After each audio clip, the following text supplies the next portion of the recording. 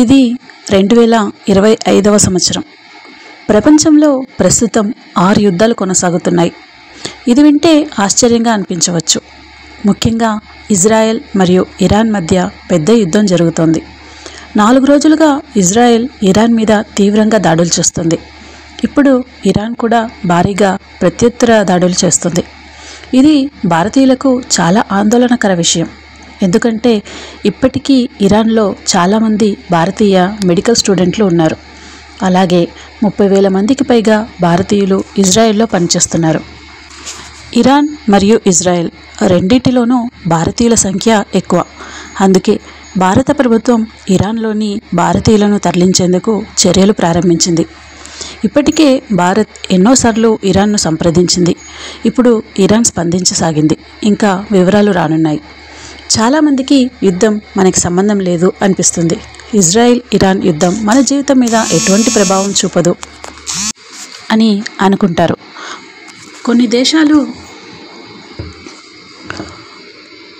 కొన్ని దేశాల పేరు చెప్పినా వాటి లొకేషన్ కూడా తెలియదు కొంతమందికి. కానీ నేను మాకు ఓ క్లారిటీ ఇవ్వాలి అనుకుంటున్నా. ఈ యుద్ధం వల్ల ప్రపంచవ్యాప్తంగా ఇంధన ధరలు పెరుగుతాయి. మన పక్కనే ఉన్న పెట్రోల్ బంక్లో కూడా ధరలు పెరుగుతాయి. ఓలా, ఊబర్ వంటి ట్రాన్స్పోర్ట్ సర్వీసులు ధరలు పెంచుతారు. సరుకుల రవాణా ఖర్చు పెరుగుతుంది. ట్రక్కులకు డీజిల్ కావాలి కదా. కాబట్టి పాల నుంచి కూరగాయల వరకు అన్ని ధరలు పెరుగుతాయి. ఈ ధరల పెరుగుదలకు కారణం ఇజ్రాయెల్ ఇరాన్ యుద్ధమే. ఎందుకంటే మధ్యప్రాచ్యంలో అంటే మిడిల్ ఈస్ట్లో దాదాపు 1 కోటి భారతీయులు ఉన్నారు.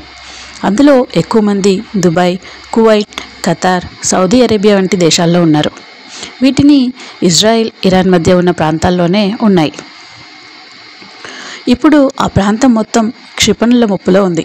మనకు తెలుసో తెలియకపోయినా మన బంధువులు, స్నేహితులు అక్కడే ఉన్నారు. అందుకే మనం ఆ విషయాలపై శ్రద్ధ చూపాలి. ఇప్పుడు యుద్ధం ఎలా మొదలైందో చూద్దాం. ఇజ్రాయెల్ చాలా కాలంగా గాజా స్క్రిప్ట్లోని హమాస్తో యుద్ధంలో ఉంది. ఇప్పటికే 2 సంవత్సరాలుగా ఈ గొడవ నడుస్తుంది. అంతేకాదు హౌతీలు అనే గ్రూపుతో కూడా ఇజ్రాయెల్ పోరాడుతుంది. వీటన్నిటికీ నేపథ్యంలో ఉండేది ఇరాన్ అనే ఇజ్రాయెల్ ఆరోపిస్తుంది. ఇజ్రాయెల్ ఇరాన్ మధ్య నేరుగా సరిహద్దులు లేవు. 2 దేశాల మధ్య దాదాపు 2,000 కిలోమీటర్ల దూరం ఉంది. అయినా ఇరాన్ వీటికి మద్దతు ఇచ్చిందని ఇజ్రాయెల్ ఆరోపిస్తుంది. అందుకే ఇజ్రాయెల్ ఇరాన్లోని కీలక ప్రదేశాలపై దాడి చేస్తుంది. ఇరాన్ ఎందుకు ఇలాంటి గ్రూపులకు మద్దతు ఇస్తోంది? ఇరాన్కు ఇజ్రాయెల్ మీద విరోధం ఉంది. పాలస్తీనుల భూమిని ఆక్రమించుకొని ఇజ్రాయెల్ ఏర్పడిందని ఇరాన్ అభిప్రాయపడుతుంది. కాబట్టి ఇజ్రాయెల్కి వ్యతిరేకంగా పనిచేసే గ్రూపులకు మద్దతు ఇస్తుంది. ఇవే ఇప్పుడు దాదాపు కూలిపోయాయి. కానీ ఇజ్రాయెల్కి భయం, మరోసారి ఇరాన్ కొత్త గ్రూపులు పెంచవచ్చు అని.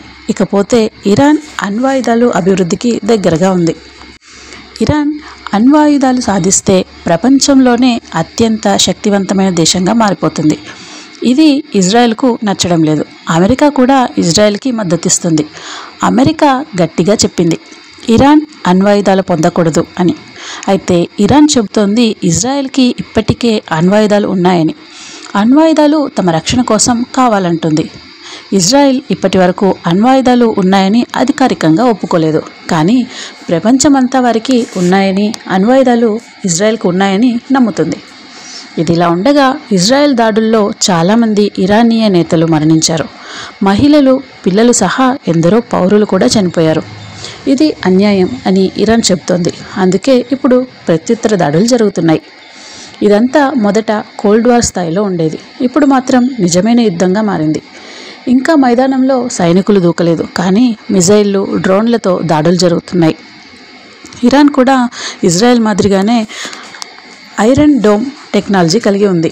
కానీ ఏ మిజైల్ అయినా అప్రత్యక్షంగా జనవాసాల్లో పడితే వినాశనం కలుగుతుంది.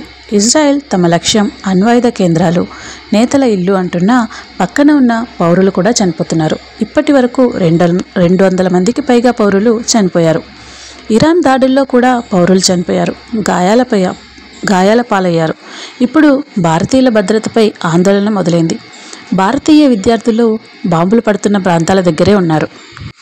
ఇరాన్ పూర్తిగా తన ఎయిర్ స్పేస్ మూసివేసింది. విమానాల ద్వారా రాలేదు, అయితే భూభాగాల ద్వారా వచ్చే అవకాశం ఉంది. ఇండియాకు చెప్పింది, వాహన వివరాలు, పాస్పోర్ట్ నంబర్లు ఇవ్వండి, అప్పుడు భారతీయులను భూమార్గపు దారుల్లో తరలించేందుకు సహాయం చేస్తామని చెప్పింది. ఇప్పుడు ఇది మనపై ఎలా ప్రభావం చూపుతుంది అనేది చాలామందికి సందేహం. అసలు ప్రభావం ఎలా చూపుతుందో చూద్దాం. ఇరాన్ ప్రపంచంలోనే పెద్ద ఆయిల్ ప్రొడ్యూసర్. ఇరాన్ చుట్టూ ఉన్న ప్రాంతాల్లోనే ఆయిల్ షిప్పింగ్ జరుగుతుంది. ఆ దారులను ఇరాన్ బ్లాక్ చేస్తే అంతర్జాతీయ మార్కెట్లలో పెట్రోల్, డీజిల్ ధరలు పెరుగుతాయి.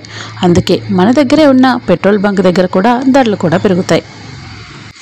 ట్రాన్స్పోర్ట్ ఖర్చు పెరుగుతుంది. ఊబర్, ఓలా, ఫుడ్ డెలివరీ ఇవన్నీ ఇంధనంతోనే నడుస్తాయి. అందుకే వాటి ఖర్చు పెరుగుతుంది. ట్రక్కులు, లారీలు పెట్రోల్ లేదంటే డీజిల్ ఇవి లేకుండా నడవవు కదా. కాబట్టి కూరగాయల నుంచి పాల దాకా ధరలన్నీ పెరుగుతాయి. ఇది అంతర్జాతీయంగా అందరినీ ప్రభావితం చేస్తుంది. అందుకే యుద్ధం ముగియాలి. మూడో అంశం, మిడిల్ ఈస్ట్లో 1 కోటి మందికి పైగా భారతీయులు ఉన్నారు.